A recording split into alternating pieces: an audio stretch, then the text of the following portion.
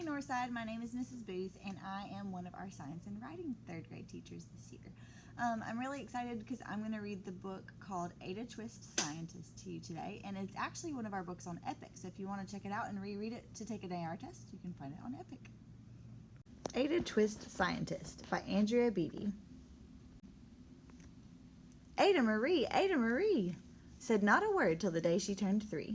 She bounced in her crib and looked all around, observing the world, but not making a sound.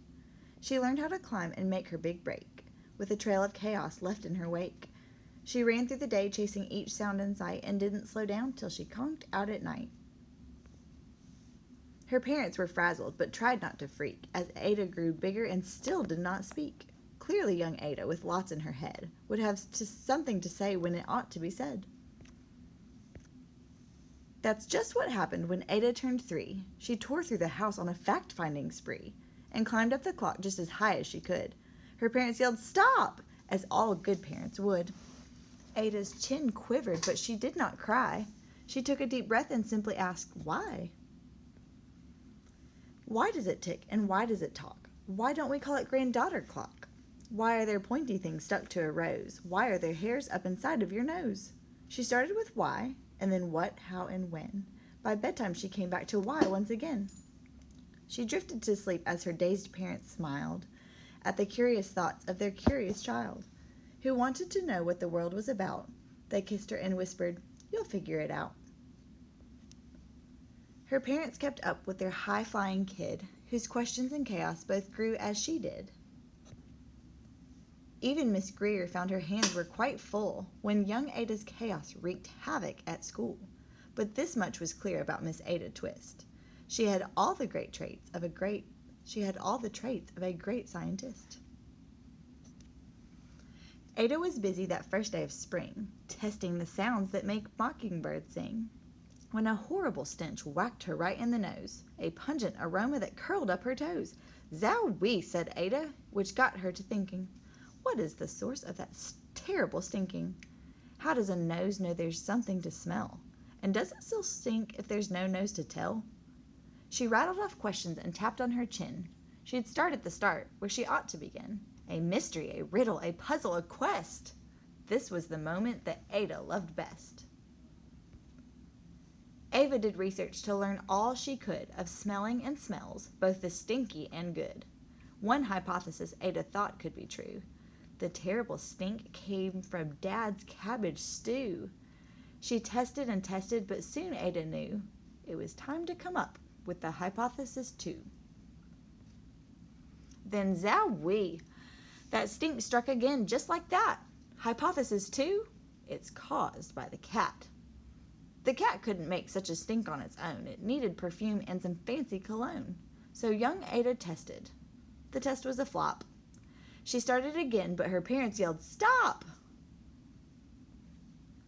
Ada Marie, to the thinking chair now, by the time we count 3. "Enough," said her mother. "That's it," said her dad. Her parents were frustrated, frazzled, and mad. "Why?" Ada questioned. Her mother said, "No." "What?" Ada queried. Her father said, "Go. You've ruined our supper. You've made the cat stink. Enough with your questions. Now sit here and think." She looked at her parents. Her heart turned to goo. Poor Ada Twist didn't know what to do. She sat all alone by herself in the hall, and Ada once more could say nothing at all. And so Ada sat, and she sat, and she sat, and she thought about science and Stu and the cat and how her experiments made such a big mess. Does it have to be so? Is that part of success? Are messes a problem? And while she was thinking, what was the source of that terrible stinking? Ada Marie did what scientists do. She asked a small question, and then she asked 2. And each of those led her to 3 questions more, and some of those questions resulted in 4. As Ada got thinking, she really dug in. She scribbled her questions and tapped on her chin. She started at why, and then what, how, and when. At the end of the hall, she reached why once again. Her parents calmed down, and they came back to talk. They looked at the hallway and just had to gawk. No patch of bare paint could be seen on the wall. The thinking chair now was the great thinking hall. They watched their young daughter and sighed as they did. What would they do with this curious kid who wanted to know what the world was about?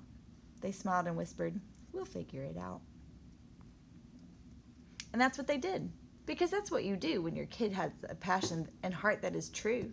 They remade their world.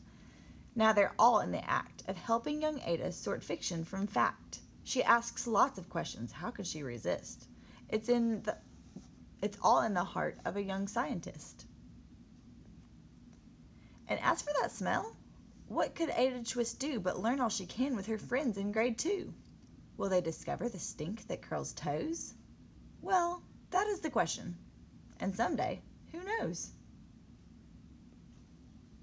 I hope you enjoy the book. Make sure that you remember it is found on Epic and you can go reread it and take the AR quiz.